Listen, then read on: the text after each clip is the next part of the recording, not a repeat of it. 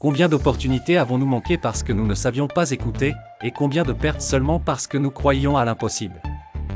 Dans une colline tranquille, où le vent chante entre les arbres, un simple chasseur cherchait sa subsistance. Alors qu'il guettait un mouvement léger entre les branches, son filet s'est abattu sur un petit oiseau, apparemment ordinaire, mais celui-ci portait une sagesse vieille de centaines d'années. Il lui dit d'une voix douce et pleine de confiance, au chasseur, « Me manger ne te servira à rien car ma chair ne rassasie pas et ne nourrit pas. Mais si tu me libères, je te donnerai 3 sagesses, chacune d'elles plus précieuse qu'un trésor. La première je te la dirai dans tes mains, la seconde quand je serai sur la branche de l'arbre, et la troisième tu ne l'entendras que lorsque j'aurai atteint le sommet du ciel. » Le chasseur hésita un moment, puis la curiosité l'emporta et il accepta.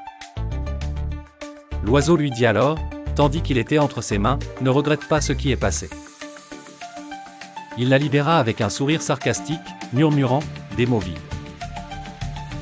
Elle vola un peu, puis se posa sur une branche proche et dit, « Ne crois pas l'impossible. » Puis elle rit soudainement et dit, « Oh imbécile! Si tu m'avais tué, tu aurais trouvé dans mon jabot une gemme rare pesant 100 grammes. »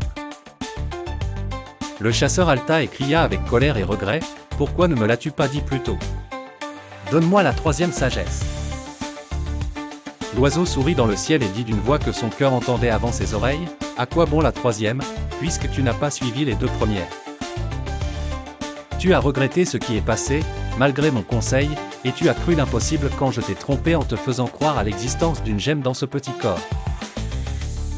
Si tu additionnais ma chair, mes plumes et mes os, cela ne pèserait pas 100 grammes.